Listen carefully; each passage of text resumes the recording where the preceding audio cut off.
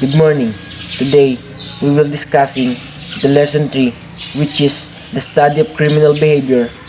Under with that is the id, ego, superego, the defense mechanism, kinds of behavior, aspect of behavior, the environmental factors, Maslow's hierarchies of need, the ego defense mechanism, and also the psychopathic behaviors. Freud postulated that the existence of three personality consisting of id, ego, superego, which operated in instant conflict with one another, producing the basic problem of guilt, which required the use of one or more defense mechanisms. Id is a part of the unconscious that contains all the urges and impulses, including what we call libido, a kind of generalized sexual energy that is used for everything from survival instincts to appreciation of art. The id is also of stubborn, for it responds only to what Freud called the pleasure principle. Ego is the only part of the unconscious personality. It is what the person is aware of when they think about themselves, and is what they usually trying to project towards others. The ego is dominated by what Freud called the reality principle, an orientation to the real world in which the person lives. It is continually trying to mediate the demands of the id and prohibitions of superego.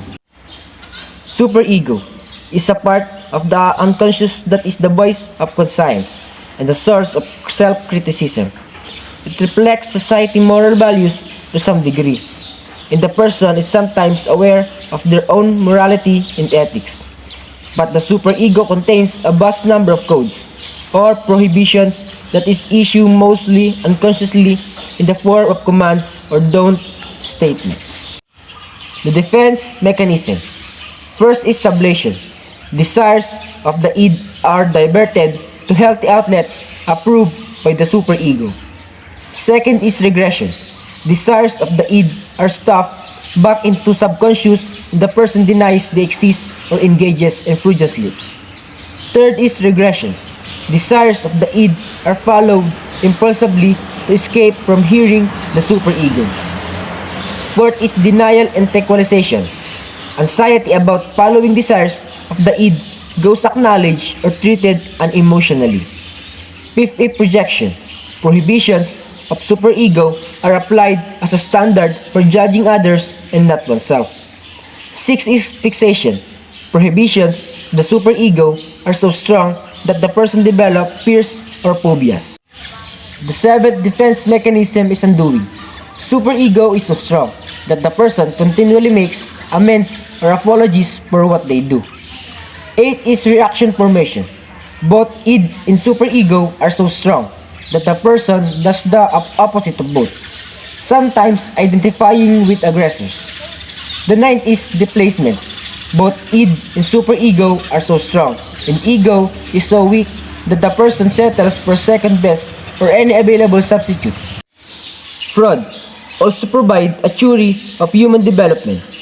These ideas revolve around these terms for these three stages of early childhood.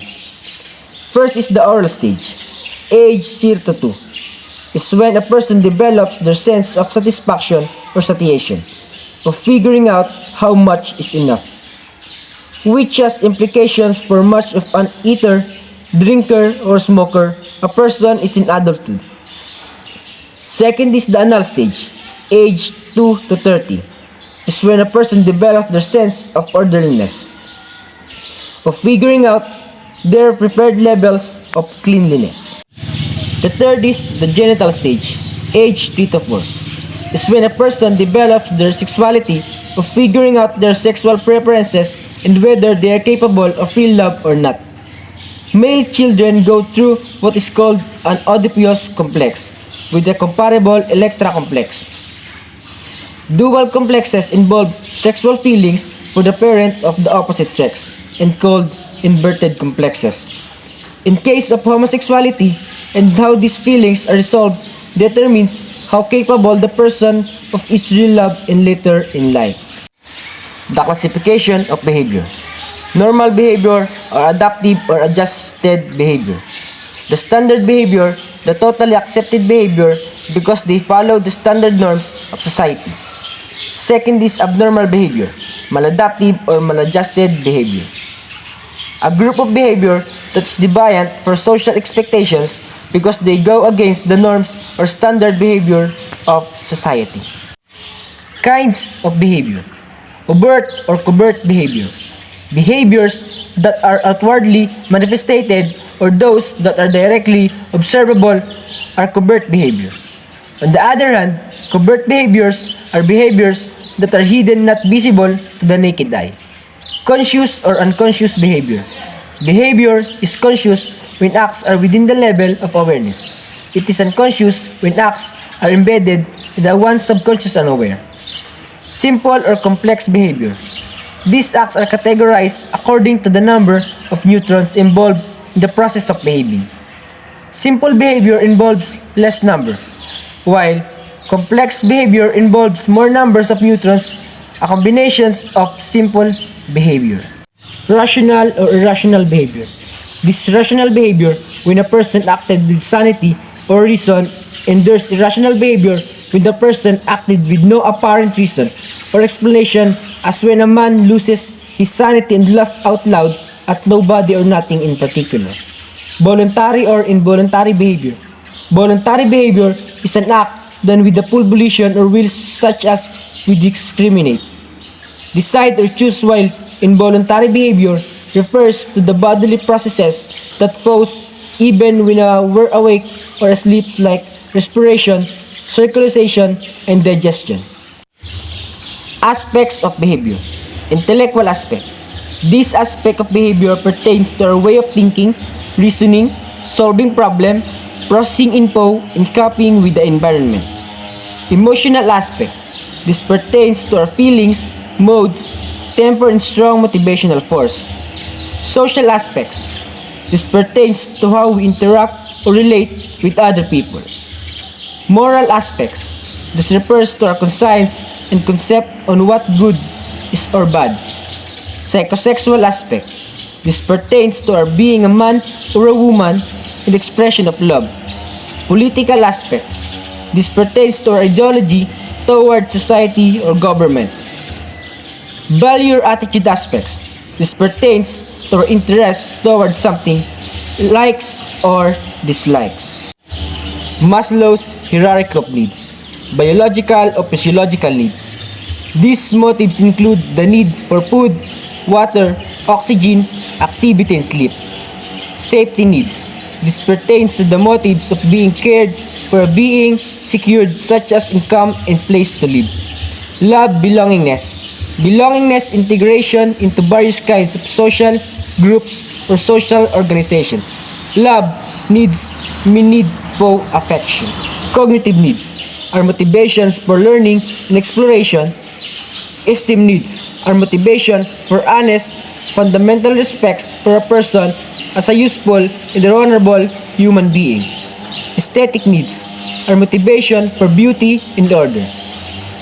Self-actualization pertains to human total satisfaction when people are motivated not so much by unmet needs as by desire to become all they are capable of self-realization. The four classification of disorder. First is anxiety disorder, are commonly known as an neurotic fear. When it is occasionally but intense, it is called panic. When it is mild but continuous, it is called worry. Second is somatoform disorder, complaints of bodily symptoms that suggest the presence of physical problem but no organic basis can be found. The individual is preoccupied with this state of health or disease. Dissociative disorders, a response to obvious stress characterized by amnesia, multiple personality, and depersonalization. The last one is mood disorders, often referred to as affective disorders. However, the critical pathology in these disorders is one of mood, which is the internal state of person. It did not affect the external expression of emotional content. This is I've learned after the discussion. After that discussion, I gained a better understanding of the defense mechanism. Separating oneself from an unpleasant event, habit, or thinking is a psychological approach. To be honest, I had no concept that when we are anxious, we intuitively use our defense mechanism to defend ourselves. She then went on to discuss the human development theories of Sigmund Freud. Ma'am Lane also stressed the need of categorizing conduct, or how a person thinks or acts in a certain situation. Normal and aberrant conduct are both included. Our teacher also discusses the many types of behavior, as well as the factors that influence it. She went over the criminal formula, as well as the 3 criteria that must be taken into account. This includes the criminal tendencies, the overall scenario or opportunity, and the ability to resist or control the situation. I discovered that when these 3 characteristics are present, a person is more likely to commit a crime or have a criminal tendencies. Because I was already familiar with some of the discussion terms, I was able to quickly absorb the jargon and concentrate on the themes that were new to me. She discusses the causes of criminal behavior as well as the patterns of criminal behavior in the later part of the debate.